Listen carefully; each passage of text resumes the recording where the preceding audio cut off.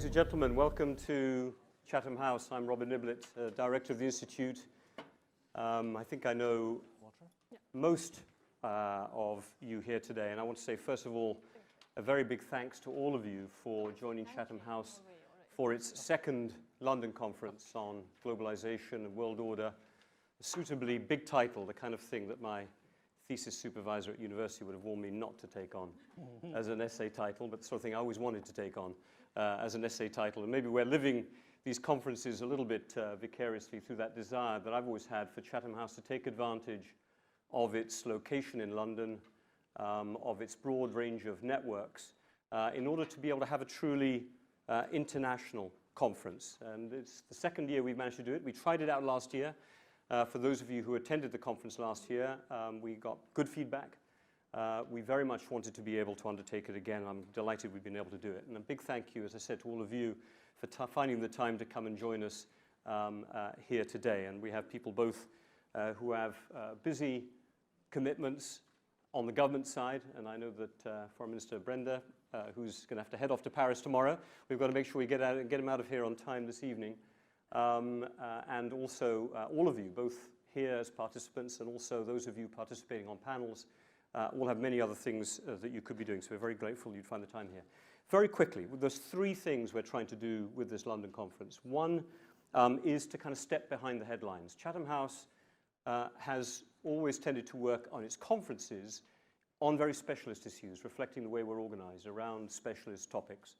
And it's great, therefore, to have one opportunity, at least a year, where we can go behind the headlines, look at the structural challenges facing international security and prosperity. You can see the themes in front of you in your packages there, but we'll start off under Zainab Badawi's leadership on the search for global leadership. We'll look at the growing contradictions between national politics and the global economy tomorrow. We'll look at the challenges of policymaking in a fragmenting world, decoupling economic growth from resource use, and finally trying to find some common solutions to our common challenges. But this isn't just an opportunity to run through this big list with a panel and with you. This is very much an interactive process. As each of our moderators know, and as each of our panelists know, this is not a Q&A. This is truly an opportunity for you to be able to interact, share your thoughts, and for us to try and bring them together through the course of this day and a half. And we've made some adjustments to this end. First of all, we're getting you all together now, as opposed to, as we did last year, just on the day itself. We want to get the conversation going this evening if we can. We have some small breakout dinners later on this evening where you can test out some of the topics and maybe dig a little deeper and specialize a bit if you so wish. We have some smaller conversations, one tomorrow morning on the arc of instability around Europe, and one later on this evening with Philip Hammond. We've got two films going on over lunch. We thought something just to change the mood a little bit tomorrow as a break. During the program, we will have a couple of films over lunch on aspects of security, which you'll see on your program. And I suppose the final part we're trying to do with this conference is to build up a truly international community that can share their perspectives on best practices, on the challenges, on the solutions amongst each other. And that is part, hopefully, of what we're able to do at this conference, which is to bring people from all corners of the world, bringing all types of perspectives here, something that hopefully London has been doing and hopefully can keep doing in the future, and that Chatham House certainly is committed to doing.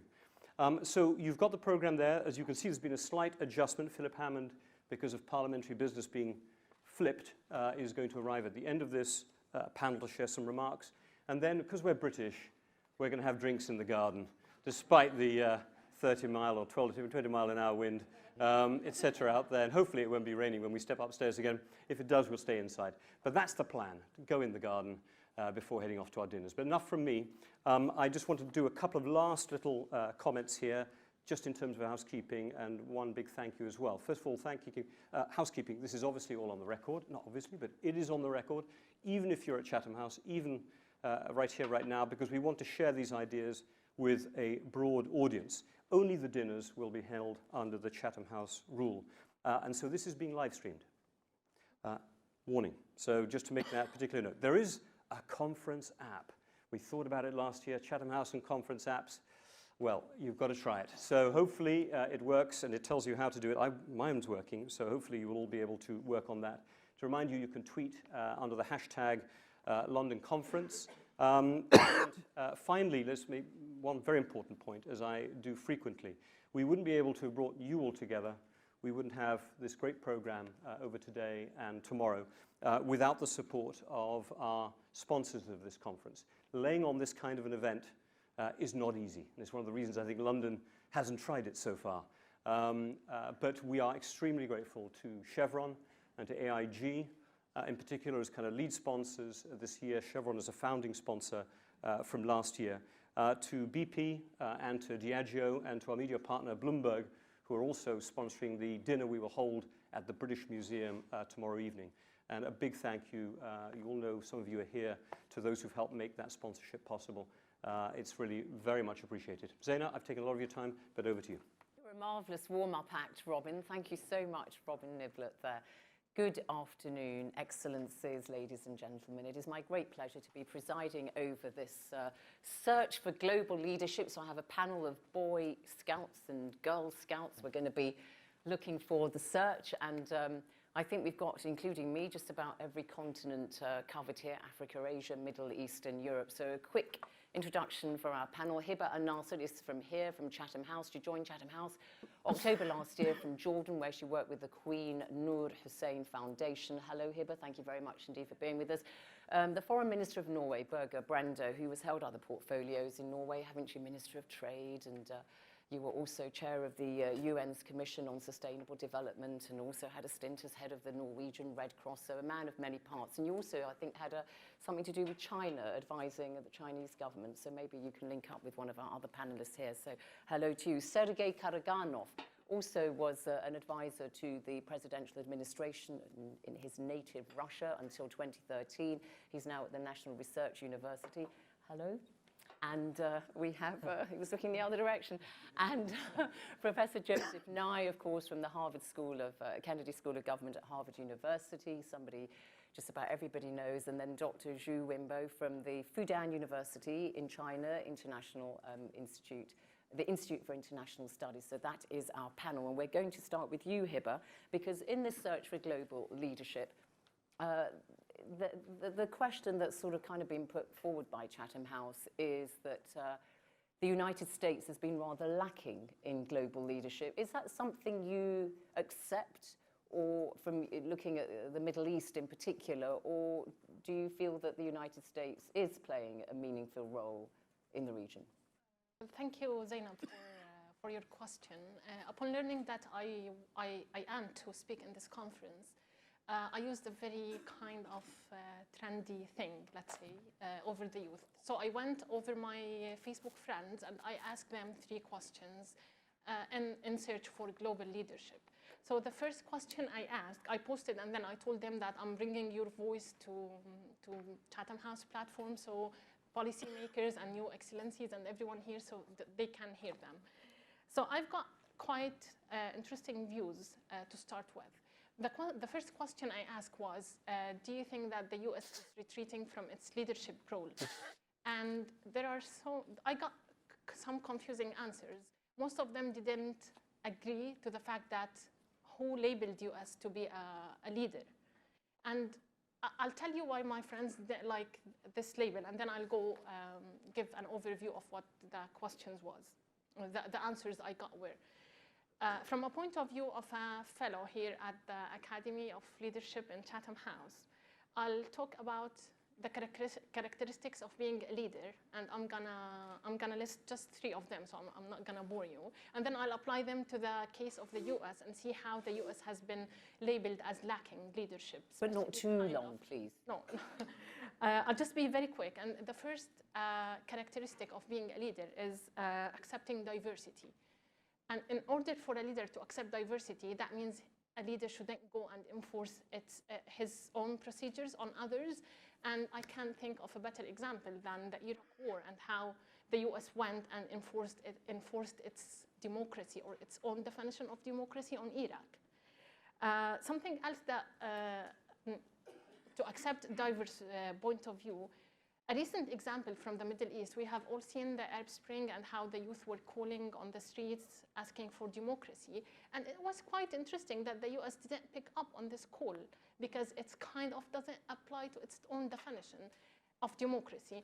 And it's a bit, maybe it's quite afraid of who's gonna rule, like if, if the current regimes would stay, then the US would be happy because they are enforcing its own agenda. While if we get new ruling or rulers or leaders, then they would kind of not accept the US agendas. So that was on the first principle of being a leader. The second principle of being a leader, or a leader that should have, is the ability to accept others' growth. And accept that others' growth would not be a threat. Actually, it would be an opportunity for us together to work on things to become better. And I can't as well think of a better example than, let's say, the growing, the emergence of China as a global leader that would not threaten threaten or diminish the role of US in the region. And like how upon establishing the Asian Investment Infrastructure Infrastructure Bank. The new bank. The US has been discouraging countries to join this because it's... Yeah, but nearly 60 have joined, so that, including the UK and just about every other European country, so that didn't get very far, but yes. So I think the US should, kind of... Okay. And just very briefly, yeah, no, I think, go on, Karen. The third principle of becoming a leader is the ability to think ahead and have a strategy. And again, Iraq war, Iraq is left without any institutions. If you call IS as an institution, then this is what we got. So we didn't have a better, the US didn't have a strategy for that, for the region to start with. And these are the characteristics. So the US, in your view, has played a leadership role, but the wrong one. It hasn't had a clear strategy when it went into Iraq and so on. And just very quickly, fast forward, because obviously I know you're Jordanian, and obviously what goes on in the Palestinian territories and so on, the Middle East peace process, if one can still call it that, in the light of the new right-wing conservative coalition government in Israel, and the people talking about a new resolution at the United Nations brought by the French and so on. Where do you think the US sits in and all that? I would think that I'd rather, my personal point of view, that the US should take a step back and kind of facilitate rather than lead the whole issue. I think it's, giving the region the ability to advance its local agenda or its national agenda is rather the solution. That, okay, so is the US, in your view, doesn't have a role to play in the Middle East? Is that your view because it's not seen as an honest broker, or it hasn't had a very good distinguished record in the last few years? Is that the conversations you had with people in the region, is that what they're saying? Yeah. Enough of US? Yeah, enough with US, step back and let us decide for what's better for us. All right, Foreign Minister Birger Brender, so if then, looking at the Middle East, the US is not being pressed, in Hibber's view, to play a leading role. Obviously, we know we had the Oslo Peace Accords in Norway, and you've played a very strong mediation role in the international community. How do you see the current Middle East situation? Do you feel that, because we know the Palestinians are putting a lot of emphasis on the UN system. They're looking to this resolution, which the French have talked about. They've seen various votes in European parliaments recognizing a Palestinian state. Do you feel that they are right to put their hopes on a kind of international diplomatic route rather than looking down the traditional kind of bilateral talks with Israelis? My feeling is that President Abu Mazen is looking at both options. I think what he did with ICC shows that he's interested in internationalization. At the same time, he's not excluding resuming peace talks with Israel, but what he said to me at least a week ago when I was in the region, met with Prime Minister Netanyahu and also with President Abbas, was that a prerequisite for the Palestinians, if they're going to resume the talks with the Israelis, is that there will be a freeze on settlements. And I also said to Prime Minister Netanyahu, and was quoted in the media, I don't think that is asking for too much. How can you go into new negotiations and at the same time possibly increasing the challenges? The challenge now is that I don't think there will happen a lot on Israel-Palestine issue and two-state solution before there is clarity around the Iranian deal. And I think we also will have to count on American leadership in this. Personally, I have to say that I have seen no one so committed and knowledgeable on this question than Secretary Kerry. His commitment and his energy level is unparalleled. Okay. But I believe if we resume the talks, we also need a stronger European voice in there, and not at least a stronger Arab voice. You need to, again, revive an Arab peace plan into this equation. Okay, can I just ask you a couple of things very quickly on the American leadership role? You remember when Netanyahu made his comments about Arabs voting in droves in March before the Israeli elections and so on, and that led to an interesting comment that was picked over a lot in the media by Josh Earnest, the White House spokesman, who said, you know, we might have to, in the light of these comments from Benjamin Netanyahu, which he did kind of, you know, modify later, have to rethink our relationship with this strategic ally of ours. And some people interpreted that as the United States perhaps abstaining on any resolution that was to come to the UN rather than its traditional veto. Does that have any credence with you, that particular view? I think that this is creating some extra momentum after there's clarity around the Iranian talks. I think Prime Minister Netanyahu knows that with Obama as president, he cannot exclude that the US will be in a situation where they will not veto a Security Council resolution creating parameters for a two-state solution. And I think Prime Minister Netanyahu definitely would prefer to have a bilateral negotiation with the Palestinians. And I'm not so sure that Abu Mazen doesn't prefer that too. I think this is very complex issues. Of course, it is now the zeitgeist to be very pessimistic, and I'm not optimistic, but you know, it was Nixon that traveled to Beijing. So there can possibly be a silver lining in the coming years. But could I say 2 words about US leadership? Yes. Because this is, I think US leadership is very clear on a lot of issues. But we have to also, in a globalized world with a lot of growth in new emerging economies, just get used to that there are many leaders, not only one leader, but still there is one leader above the others, and that is still the US. I think the last 3/4 of a year, what we saw the Americans doing when it came to Ebola, with military personnel deployed in West Africa, no one else could have done that. You saw the Americans helping out in Nepal during and after the earthquake. They need kudos for that.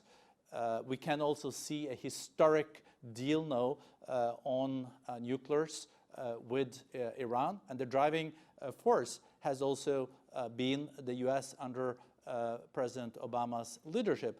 And I have also to say that the most daunting challenge that we have faced in a long time has been both the fight against ISIL and the economic challenge created by the financial challenge in 2008. And the US economy is doing a lot better.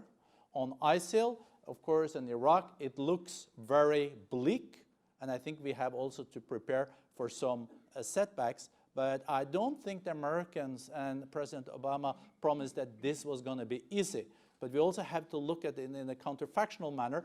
If the US did not support the Kurds in Erbil, the ISIL was 20 kilometers away. What we have seen in 9 months, we have created a coalition of 62 countries. The Sunni Gulf countries is in the lead.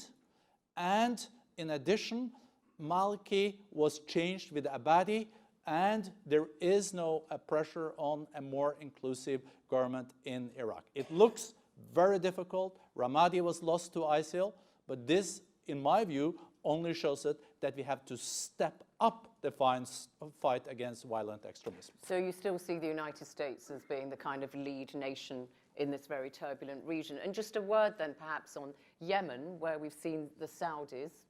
Oh, did you have to come to yeah, that? but well, the United States backs Saudi military action against the Houthis in Yemen. And then people also look at Libya and the chaos, frankly, there with two rival governments, one in Tobruk, one in Tripoli, and all the gangsters and the various militias that, you know, govern the south and various other parts, and how, you know, Europeans, as you know, are very concerned about the migrants who are coming via Libya. And people say, look, you know, where is the US in two of these very hot spots in the Middle East?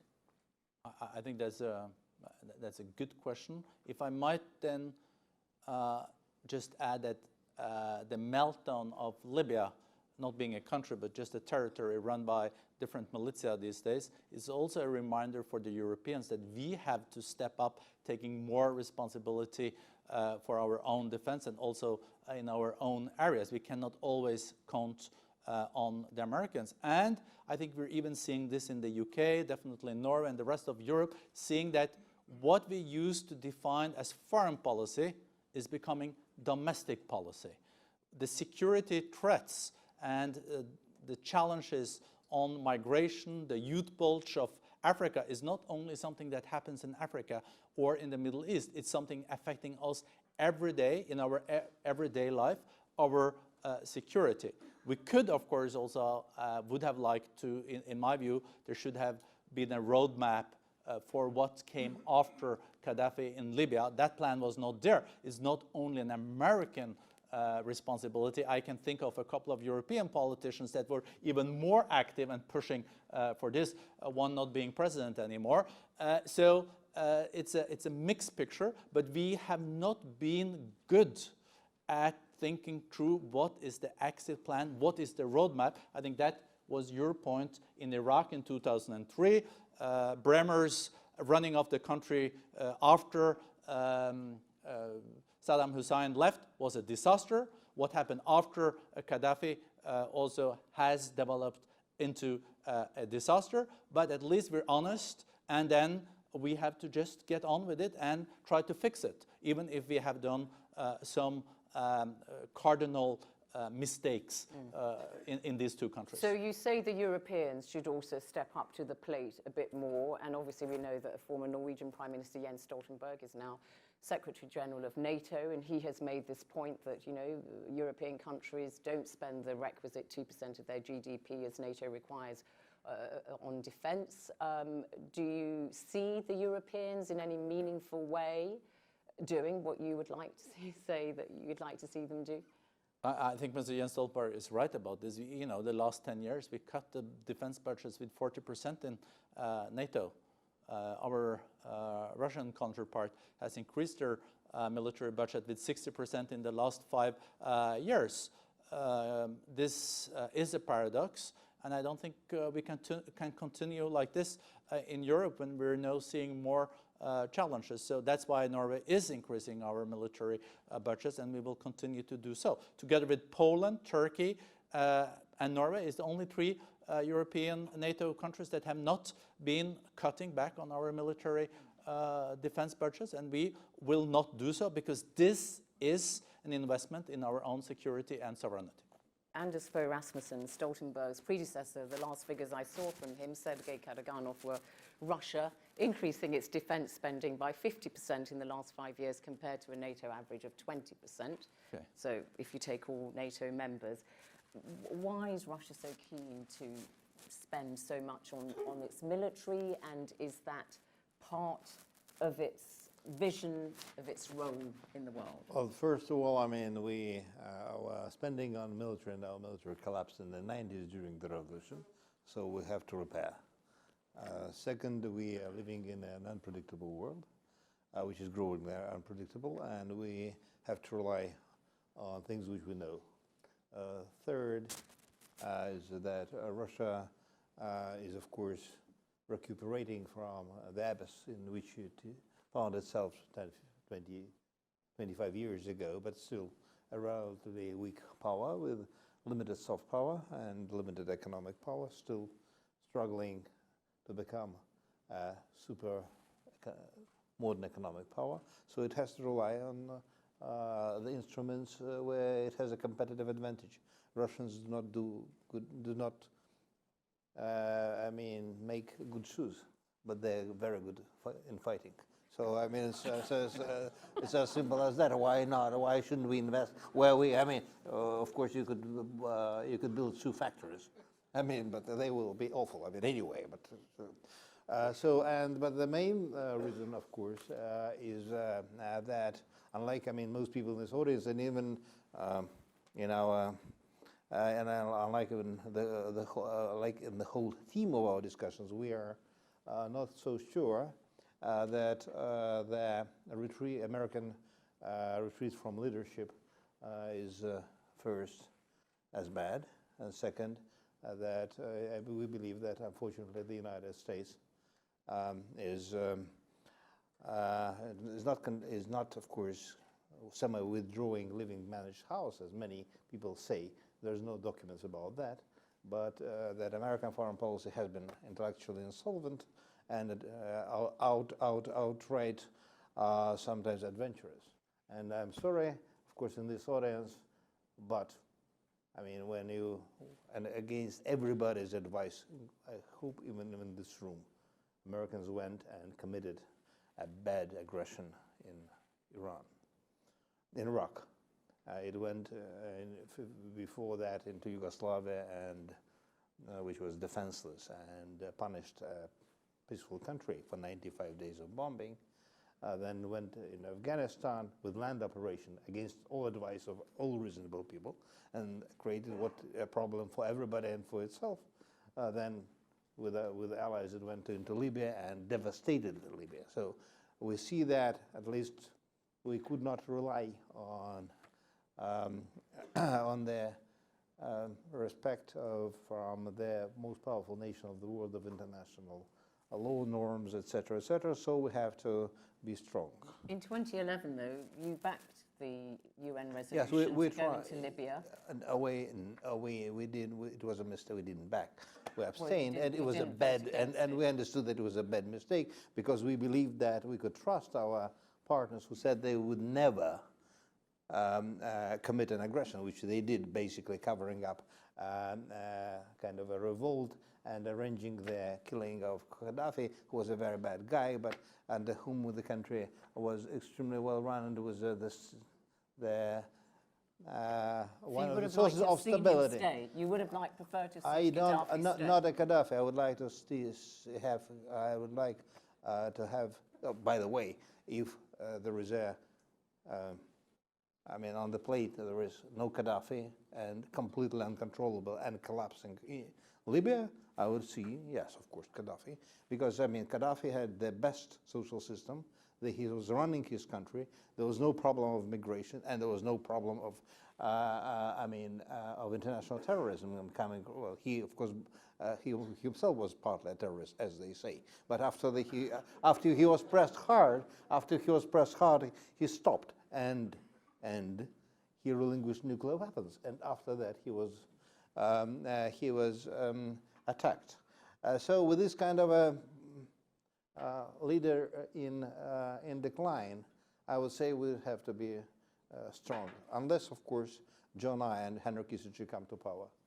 So is the US as a global power in decline? Is that what you're saying, Sergei? Of course, and I'm not sympathetic, and I'm not nostalgic about US as a global power. When it used to be the leader in the 90s, or believed to be the leader, because it started to commit one bad mistake. I'm very, very sympathetic and nice. I'm calling that mistakes. So what's the alternative? These are worse. What's the alternative then? That we see a UN where Russia has the power of veto, as we've seen with China. You vetoed several resolutions on stronger intervention against Bashar al-Assad in Syria, for instance? First of all, So what is the alternative? Bashar Assad should have been supported rather than, undermined. Probably we wouldn't have that big problem with terrorism now if he would have, if his enemies would have not been supported by others. Maybe, but we don't know because it's an open question. But we know that we all remember what was the policy. Oust Bashar Assad at all costs because he's a bad guy. Why? His other guys are much worse. Are you saying he's a good guy? No, I'm saying other guys are much worse. And that's obvious now, and we have been telling that from the beginning. By the way, if you remember, the father of Assad was, of course, a friend of Soviet Union. Yes. This Assad was the friend of the West. He was traveling all over Europe almost on a monthly basis. But when people started to try to oust him, we are sitting close, and probably knowing the area well, we said no, we wouldn't support that. And I think we were right. With having an unreliable and, I would say, intellectually ineffective partners, we would rather be strong. So do you see then, what do you see as the alternative? You've obviously criticized the US foreign policy, particularly From here, what is the alternative that Russia we shall be having a period of chaos, but we have to understand where things are going. Probably they're not going towards, unfortunately, Joe Nye way, and that is NGO rule, transnational corporations rule. We are going towards back, unfortunately, to nation states coming back, playing all kind of games, geopolitical games. Of course, on a new level with the cyber space and with a new level of globalization. Then we will be having 5 years from now 3 or 4 big groupings, one forming around the United States. Hopefully, if and when they will be able to build something out of TTIP and TTP. The second probably in Latin America, and the third somewhere what I would call a greater Eurasia, with China, Russia, Iran, India, and the like. Forming a grouping. These countries, or these 3 groups, probably will have to run the world together, hopefully, but that is very hard under circumstances of current culture. And even in this paper, brilliant paper, you're saying that democracies, that is, the West should lead. No way. The West has failed so far to lead. Let us together lead. So, okay, you've mentioned briefly, because I need to go to the other guests, the Eurasian sphere of influence. And we know we've seen in the current dispute between Russia and the European Union, when countries like Moldova, Ukraine, and so on, and Georgia have been invited to have a kind of, associate membership with the EU and closer ties, and possibly, who knows, down the line joining NATO. And you very keen in Russia to, get the stans, Kazakhstan, and so on into your Eurasian economic union. Do you see Russia, who is going to be part of this Eurasia? Can you spell out which countries, and is Russia going to be? It is, first of all, of course, China, Russia, Iran, India, Eurasian allies of Russia in the Eurasian Union, countries like Mongolia, probably Turkey eventually. Israel is unfortunately not taken into Europe, where it is left behind. Hopefully it will have to join that kind of arrangement. It is clear that is happening, and of course people are talking about Eurasian Economic Union and as the Eurasia, but the real Eurasia is happening between Russia and China, when, for example, recently Russia have, together with China, have signed an agreement on integrating the Chinese economic belt of the Silk Road and of the Eurasian Union. That is their wave of the future, I think. Joseph Nye, so you've heard it there. 2 big powers, Russia and China, acting in concert. They have so much in common. We've seen them, as I said, on the Security Council, acting together on various big issues. How far do you think that is going to be the new kind of global leader? Well, I think it's normal for China and Russia to cooperate tactically in the Security Council. It's a good diplomatic tactic to give problems for the U.S., but I don't see this as a real alliance. And if you ask me what's the world going to look like in 10 years, that's not one I worry about. But I'd like to go back to what Heba said about what is leadership and start with her accepting her premise. American leadership often makes mistakes, big ones like the invasion of Iraq, or small ones like opposing the AIIB, though admittedly Obama has now withdrawn that opposition. But I think the point about leadership, to go to what she said, is that you have a problem in terms of global public goods, which are things that everybody can benefit from. And monetary stability, anti-terrorism, pandemics, climate change, non-proliferation, and so forth. And the problem is that they're underproduced because very many countries can make a real contribution. And if the largest country doesn't contribute to the production of a collective good, it's not produced. The incentive for small countries is to free ride. And essentially, when the Americans became the largest country in the world after World War I, they basically free rode. They let Britain try to take the lead, and it couldn't because it was too weakened. After World War II, they stopped that. They became central to the balance of power and also to the production of global public goods. And I think that's an important point because if you look at the world today, what's interesting is China is rising rapidly. And here I think I might disagree with what Heba said. I think, in fact, the Americans have accepted the growth of China. After all, we sponsored their introduction into the WTO, and we accept massive Chinese trade as well as trade deficits. But I think the key point here is how do you get China to not be a free rider the way the Americans were in the 20s and 30s? Because if a biggest country becomes a free rider, it's very bad for the world, not just for the countries themselves. So and when Bob Zoellick talked about accepting China as a responsible stakeholder, that was a symbol that the U.S. accepted China's rise and inclusion. And that's why it was a mistake for us to oppose the AIIB. We should have said, great, if China wants to make its surplus available for infrastructure, so be it. That's all to the good, as long as it's not a slush fund, as long as it's something that's transparent. And having other countries involved is a way to protect against that. So I think the question is But it was largely a response, wasn't it, the AIIB, to the fact that even though the US backed it, the IMF and the World Bank, those Bretton Woods institutions still, it didn't give China, you know, the voting rights. I think you're right, though I suspect China would have created it anyway.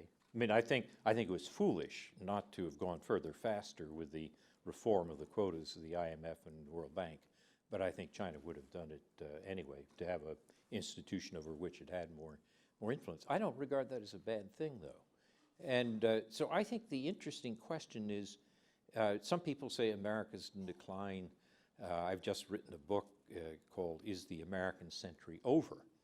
And I conclude that, in fact, China's not going to be more powerful than the Americans by, let's say, 2040 or so, or what, take a quarter of a century from now. But the world is going to be very, very different.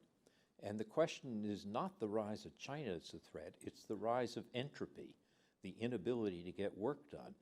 And that is the problem, which is when you have large countries, the American share of a world product will decline somewhat. It'll still be the largest. China will get close to the Americans. Other countries, India, Brazil, Indonesia, and others will be increasing their shares. The question is, how do you get work done? How do you get the production of global public goods? To me, that's going to be the interesting question of leadership. I once called this the paradox of American power, that the United States will remain the strongest country, but it won't be able to get the things it wants by acting alone. That, to me, is going to be the real question. On what basis do you make the assertion that the US will remain the strongest country, militarily, politically, ideologically, economically? All of the above. In the book, I have a particular chapter on US-China in which I look at China's growth. It's been greatly exaggerated by headlines like the Financial Times last year saying China had passed the US. First of all, that was based on purchasing power parity, and after all, we buy weapons and oil at exchange rates, not purchasing power parity. The second point is that it also looked at just one dimension of power, which is total size of GDP. Per capita income, where China is a fifth the United States, is a much better measure of the sophistication of the economy. And neither of these measure military power, where the Americans are 4 times the Chinese, or soft power, where the Americans are ahead of the Chinese in Asia. So I mean, the argument that China is about to pass the U.S. makes people conjure up something like Britain and Germany a century ago. But what China does have is It's it's not. $3.8 trillion of reserves it's sitting on, and it is on a spending spree all over the world, Brazil, Pakistan, India, Europe, you name it, Africa. I think that's good. Billions and billions on infrastructural projects. So it's creating almost a parallel economy. So looking at Well, what's it's not going a- on it- inside the Chinese economy. But I got to disagree with you. I think it's a good thing. It's not a parallel economy. What's most interesting is how much China has benefited from the international economy and to the extent to which these are working within it. China essentially can create supplementary institutions. AIIB is not a replacement for the World Bank. AIIB is a good supplement No, to it's it. it's a supplement perhaps to the Asian Development Bank, which is dominated by Japan and the US, which are both not members of the AIIB. They were the ones who initially weren't happy about it. But just very briefly, the point I was making on this is that, you know, China's embarked on this construction diplomacy, and you know, when you speak to Africans, they say, we like them, we like the way they come, you know, can do. So it's almost they're offering something quite different from the Americans. They offer no human rights conditions, no rule of law, and a lot of money. And it produces stadiums as well as roads. And it might work, and it might work. That's But the point. I still don't get terribly concerned about this.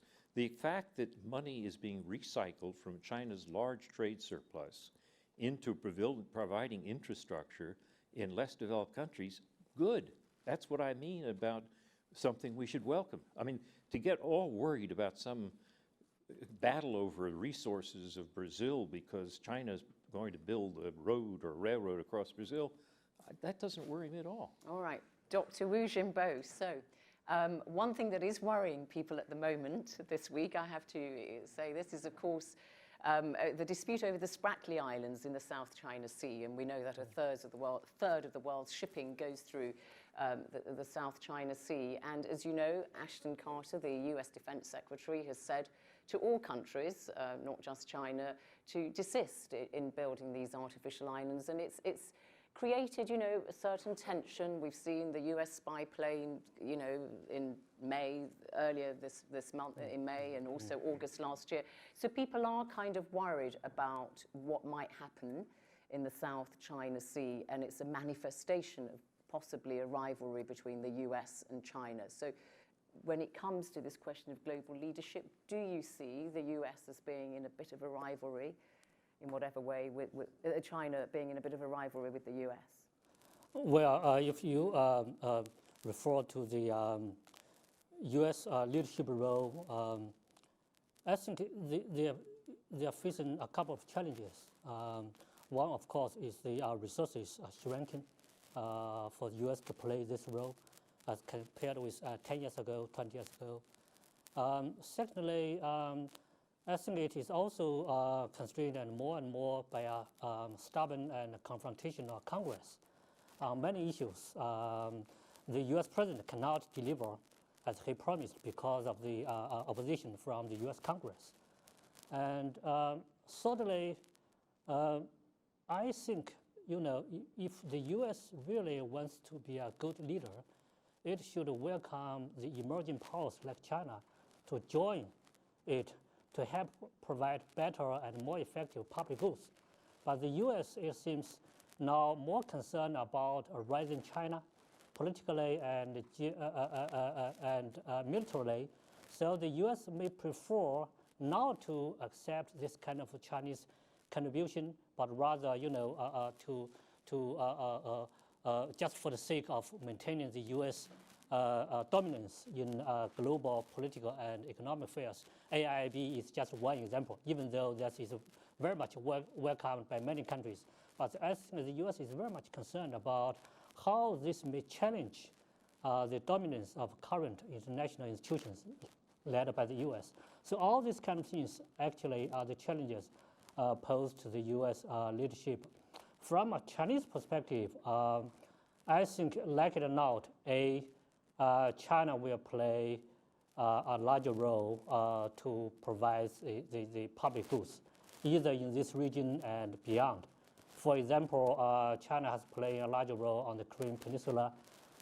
When the Americans are leaving, China is trying to work with other countries to stabilize Afghanistan.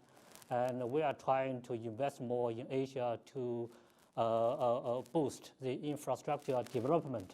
And all these kind of things, China will do it anyway. And secondly, I think China is also trying to learn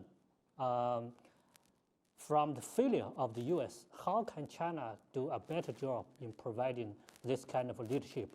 For example, you cannot use military force to change the regime and to impose a democracy from the outside.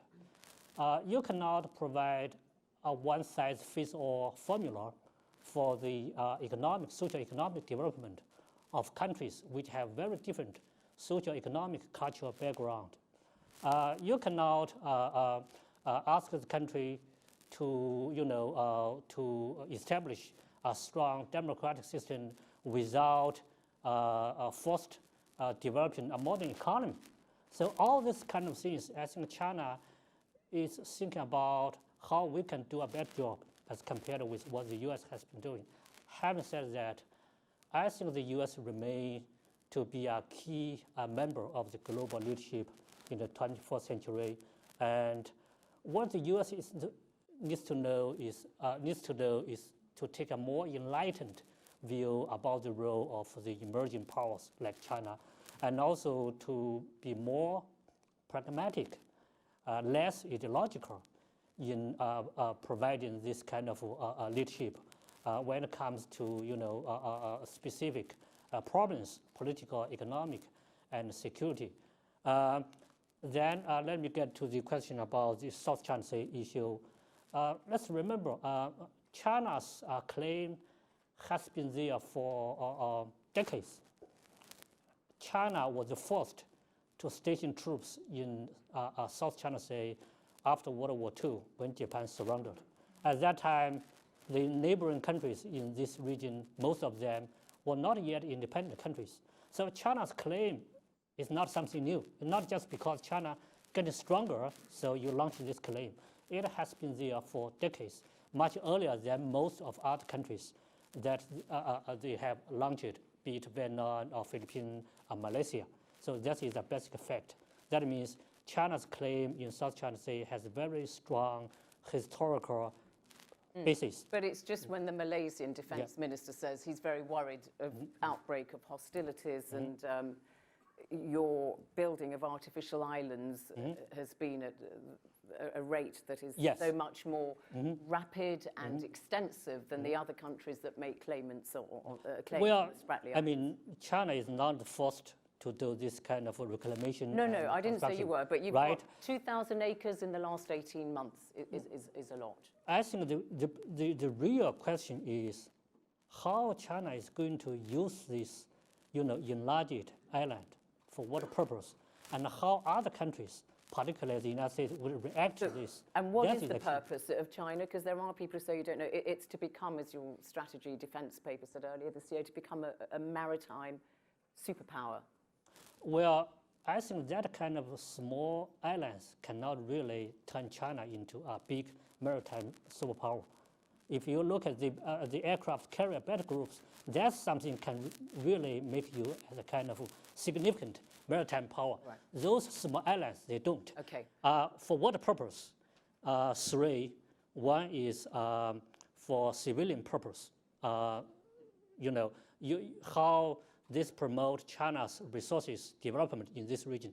Second, for humanitarian purpose, disaster relief and all these kind of things, providing better shelter for fishermen, doing fishery in this region. Thirdly, to help China better protect its interests in this region.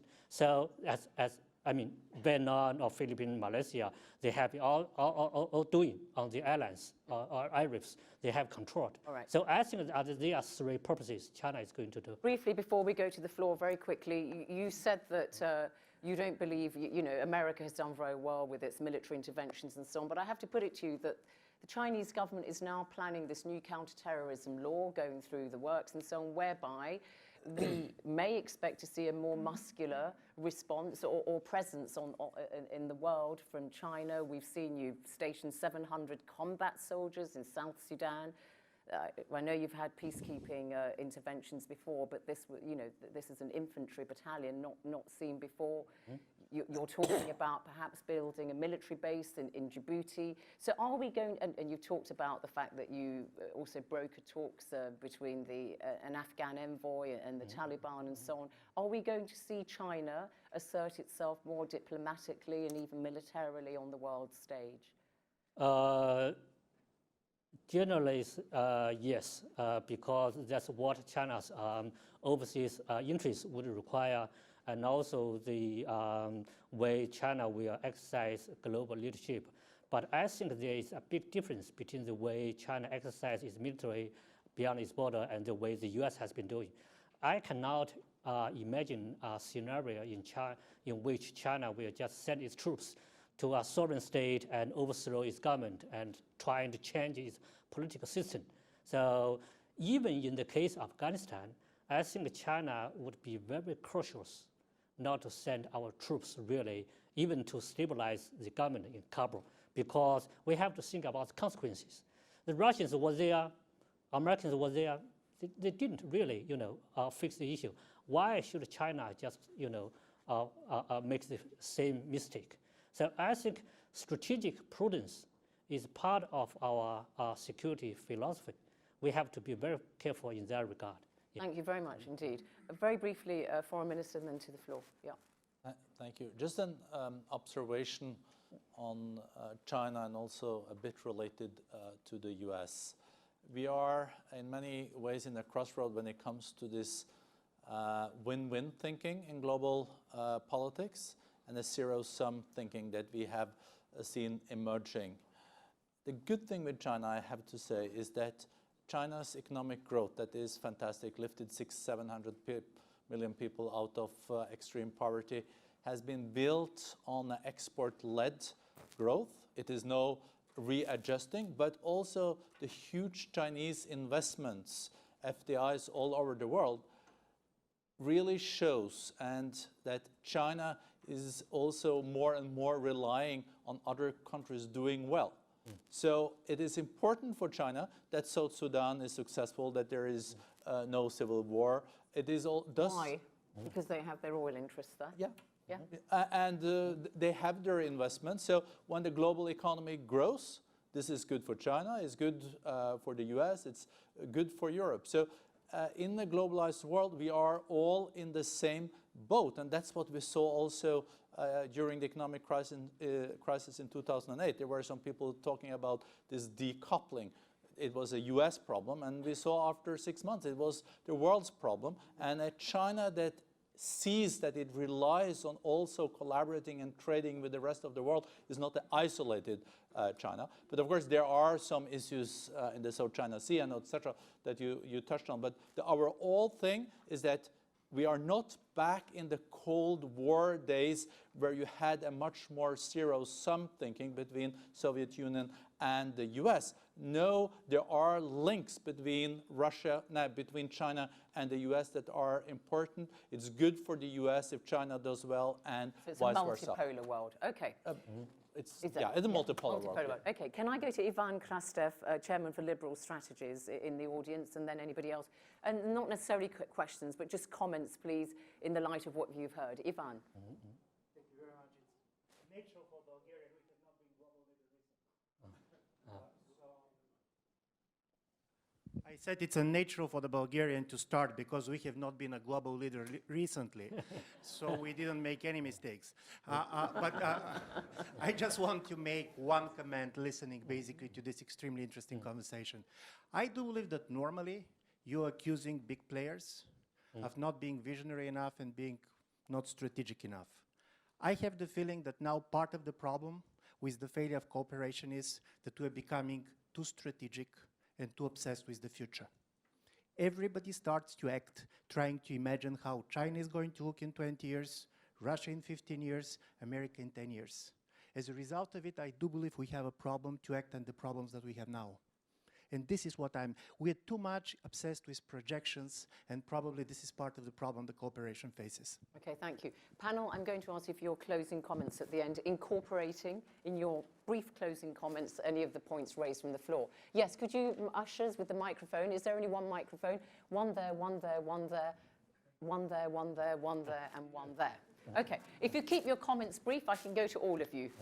Brief, please. Thank you. May I ask a question of my friend Sergei Karaganov? In 2011, when Western governments were contemplating intervention against Assad in Syria, Russia stated very clearly that if this occurs, the state will collapse, there will be refugees, there will be chaos, and the victory will go to the Islamic radicals. Now the West has not intervened, and what we see is chaos, refugees, state failure, and the ascendancy of Islamic radicals. Does Russia, as the key backer of Assad's regime, feel it has any responsibility for the state of Just affairs? introduce yourself very quickly. Sorry, I'm very sorry. James Sher, Russia and Eurasia Program, Chatham House. Thank you. I'll come to you in a moment, Sergei. Yes, the microphone, this gentleman here. And admirably short, please, and then Shashi Tharoor afterwards. Introduce yourselves, please. Thank you. Kaya Kochweser from Germany and Deutsche Bank. We are becoming clearly, in my view, more multipolar, which is good, but less multilateral in our ability to govern that multipolarity. And if you see the UN as basically ineffective, and the G20 having delivered only during the height of the crisis, the question then becomes, what are the groupings of countries that will lead? I think we have a bit of a risk of a G0, actually, not even a G7 or 8 or 20. I believe from our work in China with the leadership on climate policy, and I think that China is quickly transforming itself. And these things take time to the responsible stakeholder on global public goods, on Joe's point. And I actually believe on global public goods and bads, there's the opportunity for a variable architecture around the big issues, and let me stick to the climate issue. You could have leadership. Question then becomes, will this be a G2 in a sense, as John Podesta or the American president and Xi Jinping discussed already on climate? Where's Europe on that, and where does that variable architecture fit? And that's my Thank question. you. Just hand the microphone here to His Excellency the Ambassador, and then I'll come to you, Shashi, and the lady next to you. Yes. Thank you, yourself. Zeynep. Ünal Çeviköz, the former Turkish ambassador, and I am now the president of Ankara Policy Center, member of Chatham House. Listening to the speakers, I just felt that probably the nature of leadership is changing.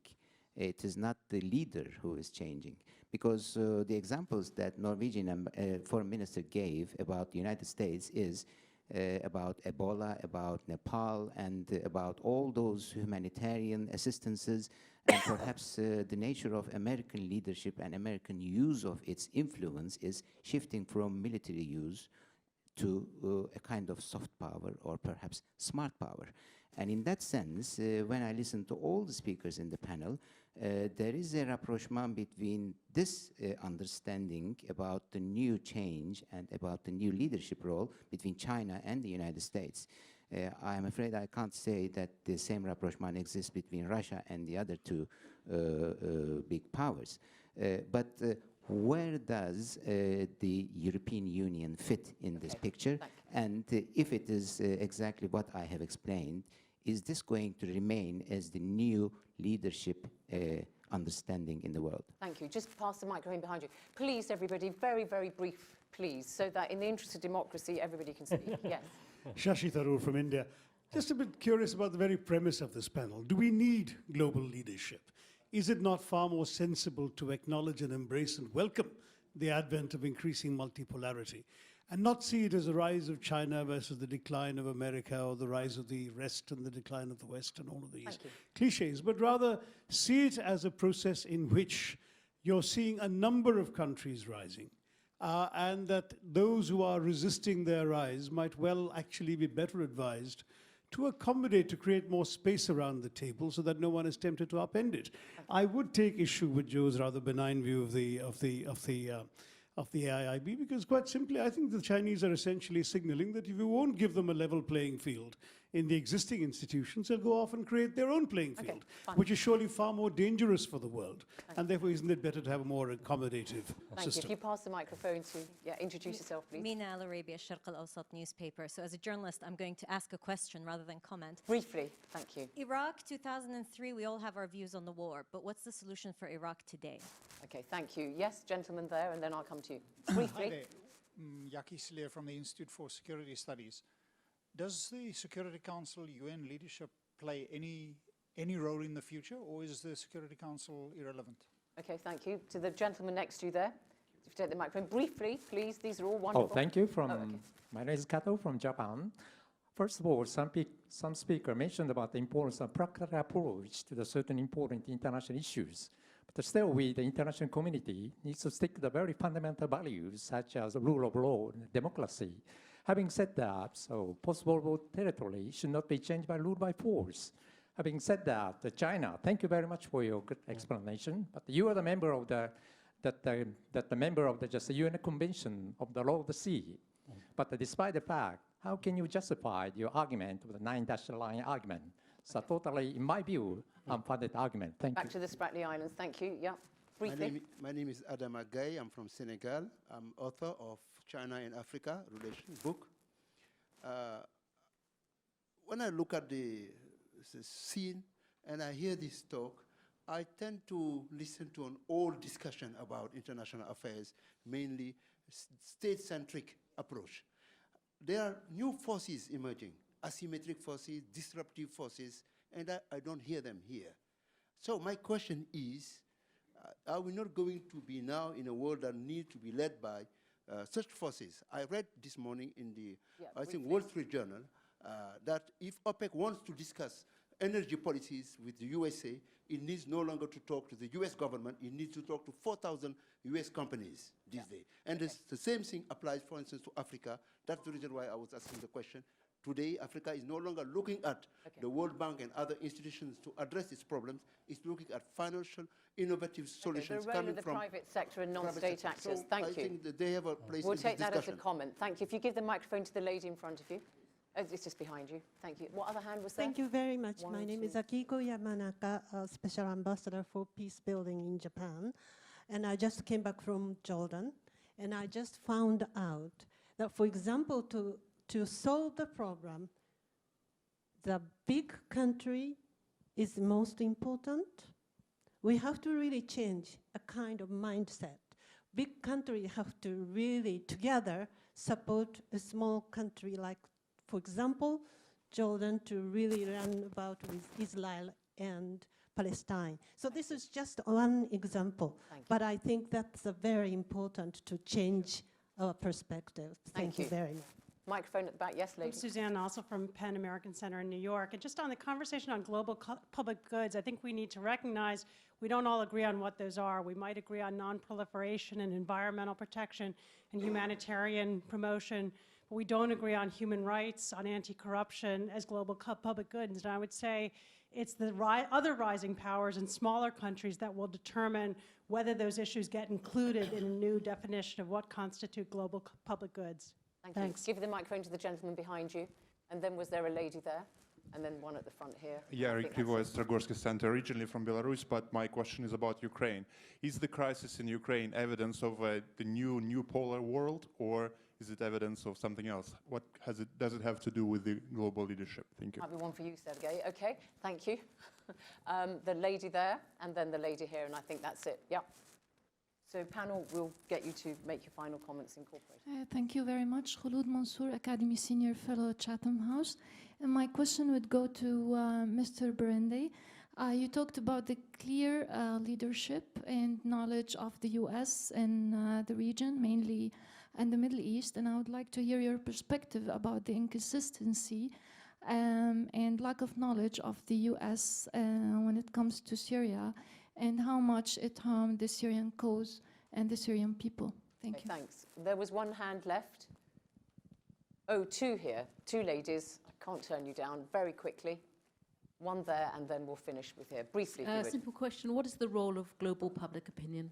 Thank you. And the one to the lady in front of you. Elena Lazaro from the European Parliamentary Research Service. It seems to me that problems are increasingly becoming regional or even local, and I was wondering, is global governance or global leaders fit to resolve such issues? Thank you. What do they need? All right, panel, we'll do it in the order that you spoke in. So we've had a couple of issues there, what the future is of Iraq, Syria, would Russia reassess its opposition to seeing something done about Bashar al-Assad, whether the Security Council has any role, and also the role of global public opinion and maybe regional responses to issues is the way forward. And there was a question to you, Sergei, about Ukraine. Where does it fit in all this? So you've got about a couple of minutes, please, panel.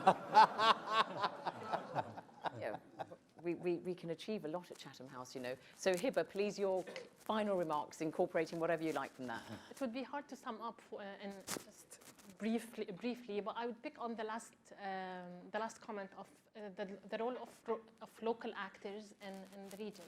What I would see, what I'd like to see, is the rise of local actors who would form like a consortium that would be checks and balances over the state, and then this consortium itself would build to be more international, more regional, and then more international. And this we would kind of get the voices of the bottom, and we will get a bottom-up leadership, which we have never seen.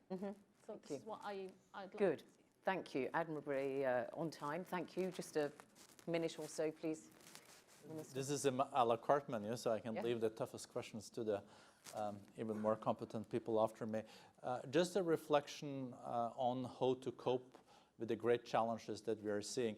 I think we know how to do it when we really have to. I think what happened after Lehman Brothers, when it collapsed in September 2008, we were very, very close to a Great Depression. But then the world leaders came together for the first time, world leaders in the G20 format, and agreed on a very unorthodox fiscal policy and monetary policy. China stepped up with stimulating the world economy with $600 billion US, and we avoided it being a depression. It became a great recession. We are now growing. Again, that kind of spirit we have to recreate in areas that are public goods, like climate change. We have to do the same now in fighting extremism. But these are very structural challenges because we have a lot of young people that need skills, education, jobs, and opportunities. We have to change how the growth is allocated.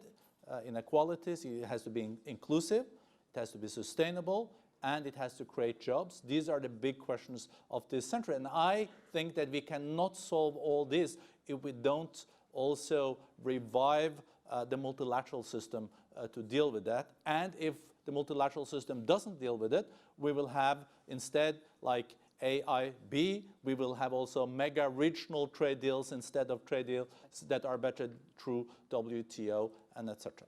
Thank you very much indeed. Sergei Karaganov, can you do Syria and Ukraine in a minute and a half? Well, I mean, before that, I will say a few words about other things which are most interesting. That is, Ivan, I mean, the problem is not that we are too strategic. The problem is that we are too tactical. I mean, my country is becoming strategic, I'm happy. The Chinese are becoming strategic, but I'm not sure. But others are not, and we are watching, I mean, the Financial Times at best and Wall Street Journal at worst. And that's where our reaction goes. So let's be more strategic. Then Shashi Kapoor, I mean, the problem is that we were all against a unilateral world. And we created this notion that there will be multipolar world. Multipolar world is, we don't know what it is. It is chaos. I think sooner or later the Poles should unite in leadership over some issues at least. Either multilateralism is a recipe for disaster. I mean, I'm sorry, I know that it is, well, by the way, my country also loved that. I mean, India loved it and France loved it, so it's a very good notion. And then back to Assad. I mean, we didn't support Assad, we supported the legal government. If we wouldn't have supported the legal government, and it was undermined by some friends of your country, Jim, and by their most radical forces in the Gulf. They were supporting, I mean, anti-Assad forces, and if the Sadat would have been there, most probably the country would have collapsed completely, or else it would have been run by Islamic State by now. Or else, I mean, just if Assad goes, it will be run by Islamic State. There's no question about that. And of course, Ukraine. Ukraine, I'm looking at great sympathy at Ukraine. They're suffering for their sins and mistakes of us all. Russia was too complacent in the previous 2 decades, and now it has to hit hard. But I hope that we are educating our Western friends to respect our interests and others' interests. Thank you. So it will be a better world. All right. Very briefly, sorry, gentlemen, 1 minute, Professor Nye and Dr. Shu. Sorry. Yeah, I'll make 3 quick points in a minute, or a minute and a half. First of all, is we should drop this use of the word polarity. The world is multipolar economically, it's not militarily. And when you look at transnational issues, polarity makes no sense at all to talk about pandemics or climate change in terms of, the word confuses us, drop it. Second is governance, international governance. I think we will have to get used to a variable architecture. UN Security Council is important and good for major overarching norms that have been true since 1945. On the other hand, we're going to need different networks dealing with different issues with different compositions. And that'll include not just governments, but also non-governments. For example, Médecins Sans Frontières, if we think back to Ebola. Third point, quickly, don't count the Americans out yet. That's what I try to argue in this book, is the American century over. As example, imagine the following public goods. In 2008, would the monetary crisis have been contained without the Federal Reserve stepping in with swaps? That was American, not the IMF. In 2014, would ISIL have been stopped without the Americans stepping in? In 2014, would you have organized a broader coalition to support WHO without the Americans on Ebola? And you can go on about cyber and ICANN, on the Iran negotiations and so forth, but this argument that we're over is also something you ought to drop. Thank you so much. Dr. Wu, very briefly, thank you. Well, when you talk about the rise of China, I think a rising China is not only able to provide more public goods, but also has more resources to pursue its own national interests in a reasonable way. And two, I think the test for the future leadership, global or not, is really one, whether you can provide more and appropriate public goods. Secondly, whether you can keep a good balance between the public goods you provide and the pursuit of your own national interests. So that's very important. Thank you very much indeed. Thank you to my panel. We just scratched the surface, the search for global leadership.